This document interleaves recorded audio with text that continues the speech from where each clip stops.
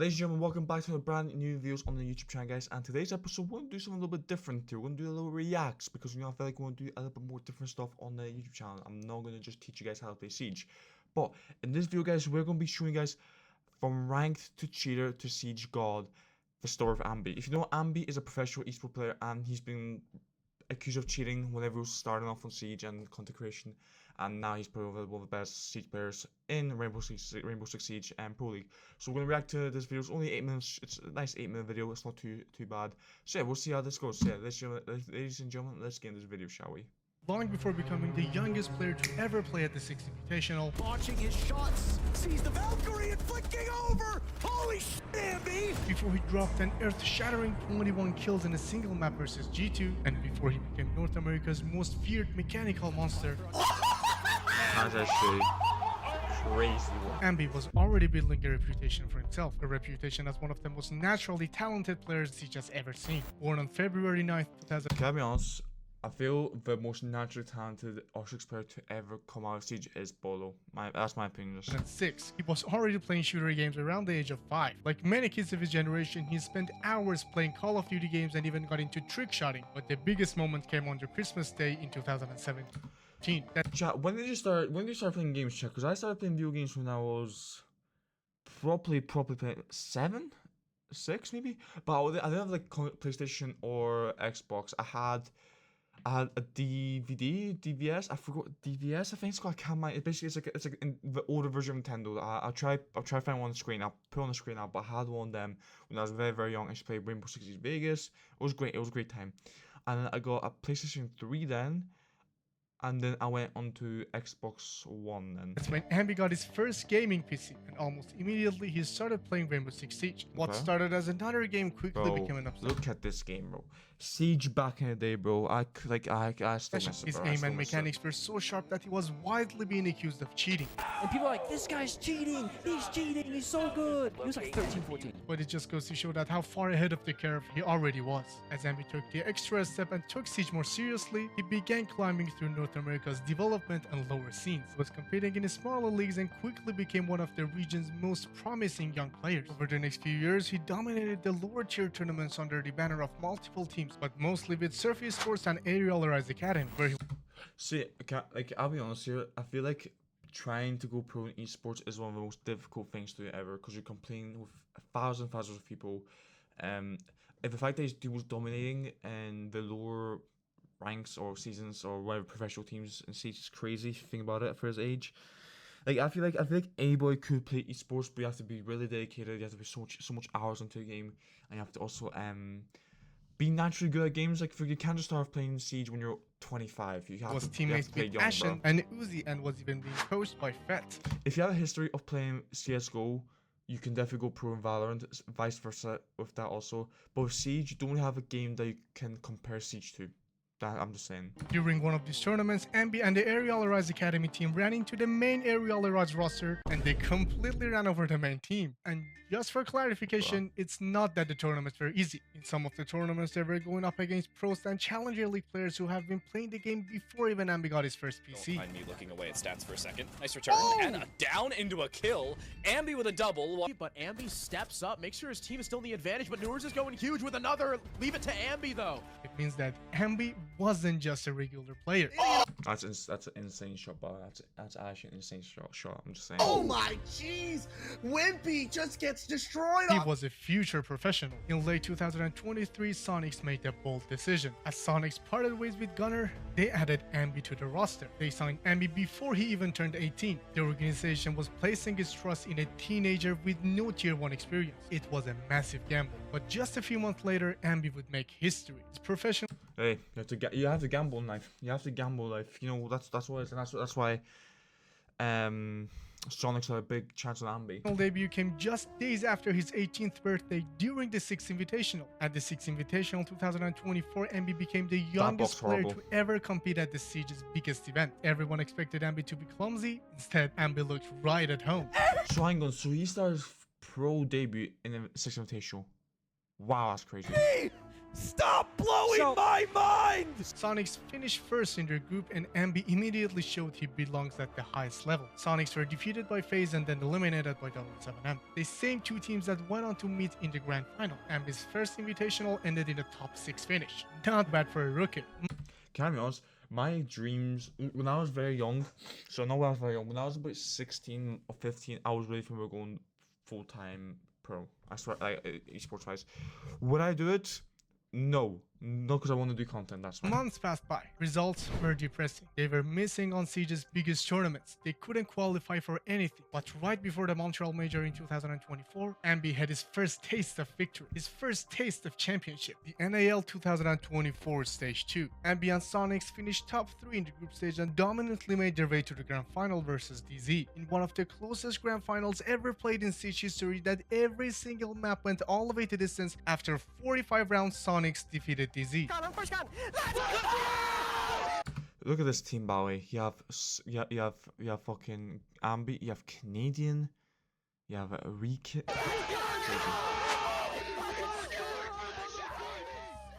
In the NAL Stage 2 2024, AMBI was the #1 player in ratings, the #1 player on KD, and had the 3rd best cost in the tournament.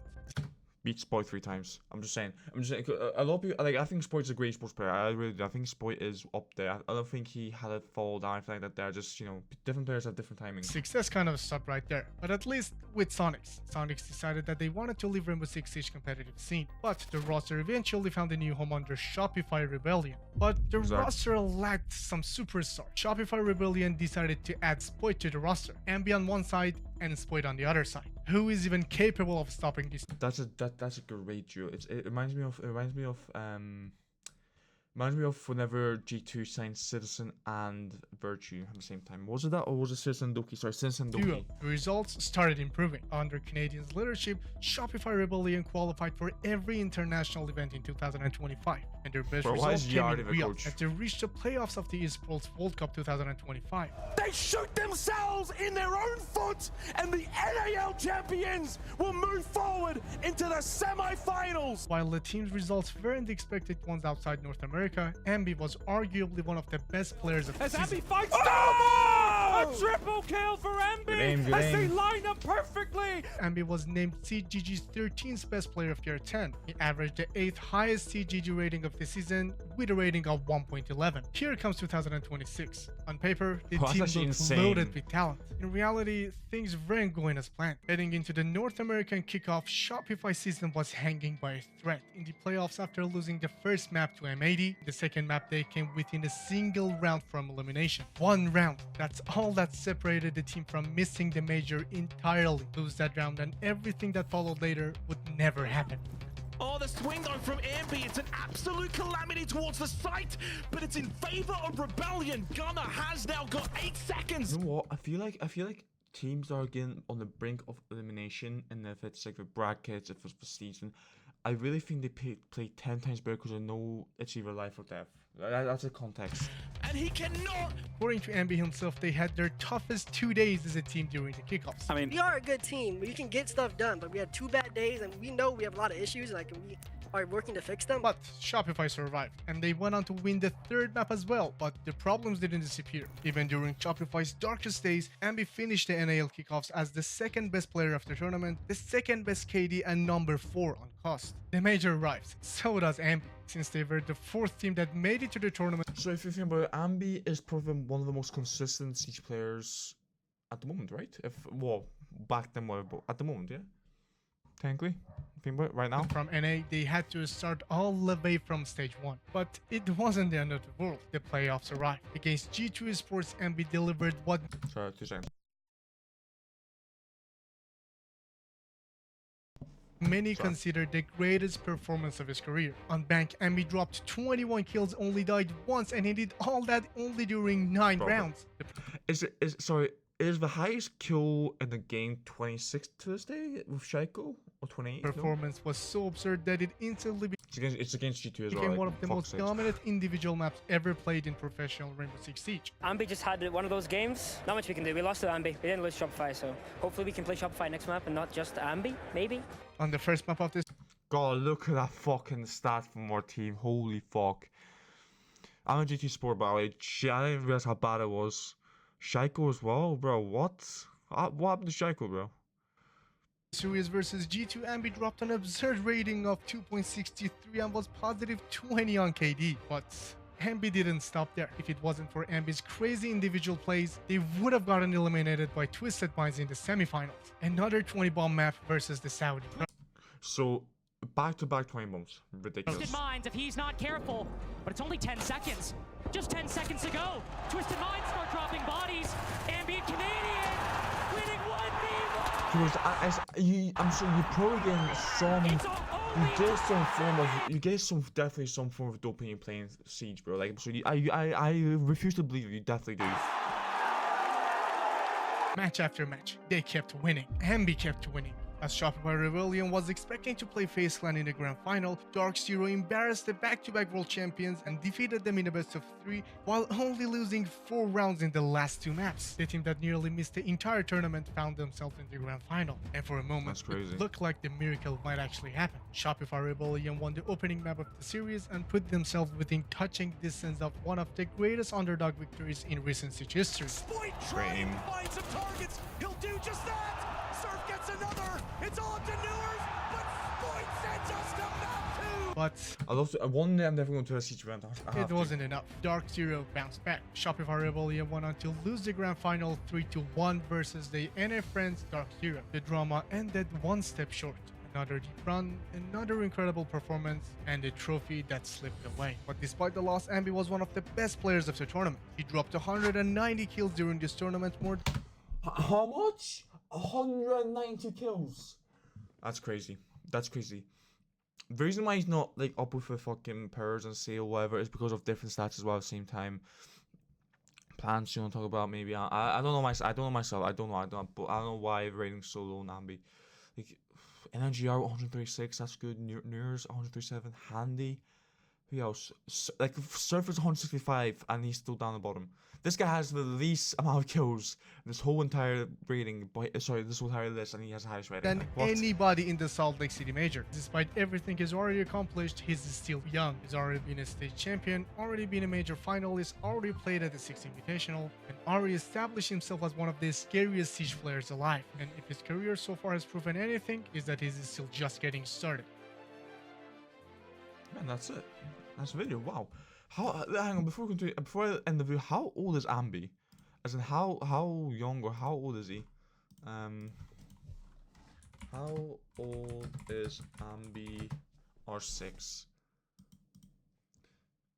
Wikipedia. He is 20. He's literally my age. No, sorry, he is younger than me by a year. That's crazy. So he finished second in the Salt Lake City, like the DZ. Civilization didn't do well. A tier. North America didn't do too bad. So he hasn't really. He won stage 2, but he hasn't won a proper trophy like the 6 Invitational or Major. It's crazy. Like I'm gonna go down here. Like look, he dominated the fucking semi-pro. If you don't think about it, that's crazy, bro. He was playing for SSG Academy. So he was playing against Oxygen, Wildcard Academy, Oxygen. He's playing against Oxygen, and they just barely lost to that. It's a beer tier competition as well. Wow, that's crazy. But anyway, guys, if you've enjoyed this video, guys, and if you want more of this type of content, please let me know down in the comments. And if you have any other videos you want me to react to, let me know in the comments. So guys, have a lovely day, guys. Take care, guys, and see you guys next episode. Bye bye.